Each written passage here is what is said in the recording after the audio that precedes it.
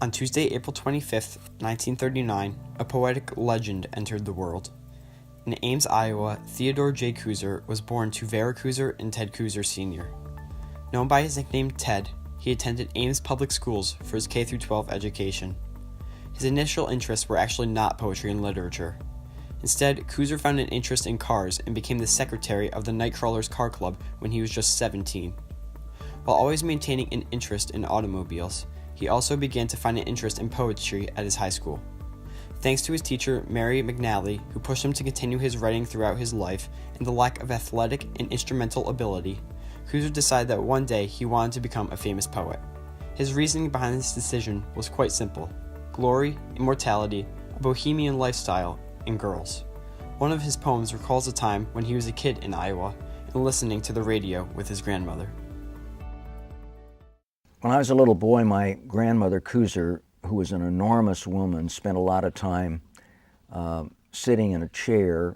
She had a Zenith radio in her parlor, and my sister and I would go over there. I remember sitting at Grandma's feet as she sat in the chair, with her knees were like the faces on Mount Rushmore. It was that enormous in a way, huge woman.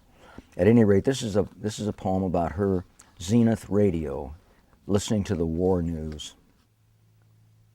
Zenith. It was part of her parlor's darkness during the war years, its Gothic cabinet, its shadowy speaker behind a thin lattice like the face of a priest. But when my grandmother snapped its switch each evening to tune in the news, it opened the tiny Japanese fan of its dial, and light spilled over her fingers, swollen and stiff. And in near darkness, my sister and I, shushed into silence, and grandmother, rubbing and kneading the pain from her hands, sat there at the rear of the action, a patrol in the weak yellow glow from the war. I can remember her having one of those one-star flags hanging in the front window because my Uncle Charlie was over in the Philippines during the war. With this path of poetry glory in mind, Kooser graduated from Ames High School and attended Iowa State University, situated in his own hometown. His writing did not immediately take off, nor did he want it to initially. Kooser found himself often writing and talking with other literature-minded people through his years at college. His collegiate writing began in the form of a few nonfiction stories that he wrote for his school's own literary magazine. Moving up in the world of Iowa State University, he joined the Iowa State Writers' Roundtable. It is here where Kooser claims his skills in the art of literature began to emerge. Interestingly, future Iowa Senator Tom Harkin was another member of this successful roundtable. Before graduating from university, Kooser took his talents to Marshalltown, Iowa, and put them to use by helping students teach English classes. A year later, in 1962, he finally graduated from Iowa State with a Bachelor of Science in English Education and moved in with his parents in Cedar Rapids, Iowa. After receiving an offer for graduate research at the University of Nebraska-Lincoln a year later, Kooser and his newlywed, Kathleen Rutledge, moved to Lincoln, Nebraska. In 1962, he received his first of many awards, the Vreeland Award for Poetry, yet riding this high allowed his GPA at the university to suffer, resulting in his loss of his graduate readership. Nonetheless, 3 years later, he finally received his Master of Arts from Nebraska. Despite his poetry being remarkable and read by many, Kooser did not focus solely on poetry throughout his life. For many years, he worked as a life insurance executive, similar to one of his inspirations, Wallace Stevens. In addition to this occupation, Kooser was also an editor for his local newspaper, the Lincoln Journal-Star, and hosts a newspaper project titled American Life in Poetry. Despite all of these positions, Kooser still found time to write some of the best poetry this nation has seen. On August 12, 2004, his poetry was recognized by the Librarian of Congress as he was named Poet Laureate Consultant in Poetry from October 2004 to May 2005, and was appointed to a second term thereafter. Kooser was one of the first Poet Laureates selected from the Great Plains. In addition to his appointment of Poet Laureate, Kooser's list of awards is quite extensive. He was awarded the Pulitzer Prize for Poetry with his book Delights in Shadows in 2005, and was given the University of Nebraska Presidential Professorship in 2005, 2006, and 2007.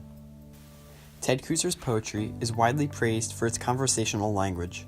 Coming from humble backgrounds and living in the Great Plains, Kooser wanted to ensure that all readers can fully understand his poetry.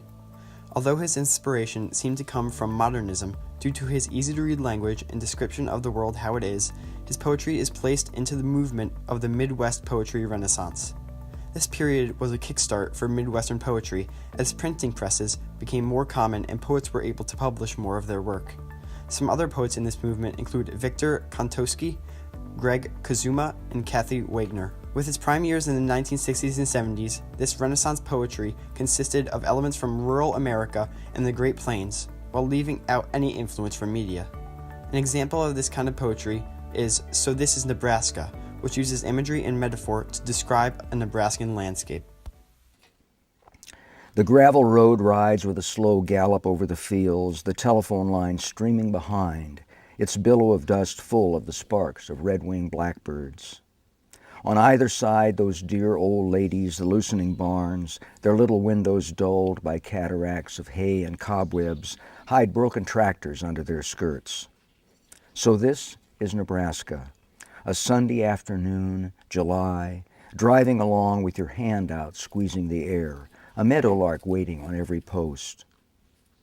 Behind a shelter belt of cedars, top deep in hollyhocks, pollen, and bees, a pickup kicks its fenders off and settles back to read the clouds. You feel like that. You feel like letting your tires go flat, like letting the mice build a nest in your muffler, like being no more than a truck in the weeds, clucking with chickens, or sticky with honey, or holding a skinny old man in your lap while he watches the road, waiting for someone to wave to. You feel like waving. You feel like stopping the car and dancing around on the road. You wave instead and leave your hand out, gliding, lark-like, over the wheat, over the houses.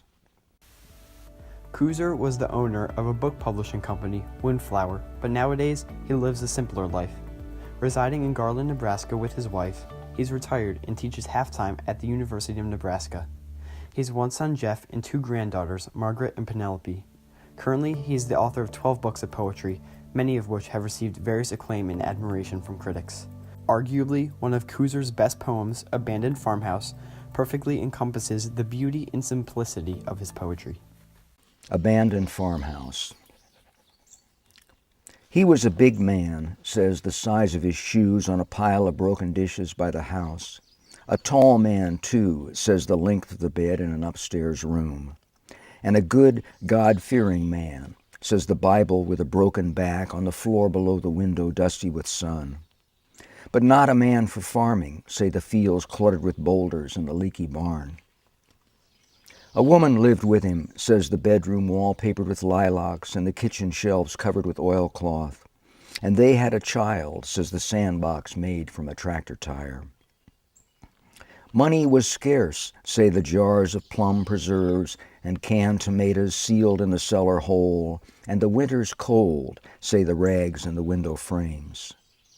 It was lonely here, says the narrow country road. Something went wrong, says the empty house and the weed-choked yard. Stones in the fields say he was not a farmer. The still-sealed jars in the cellar said, she left in a nervous haste, and the child?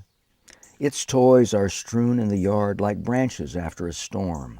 A rubber cow, a rusty tractor with a broken plow, a doll in overalls. Something went wrong, they say.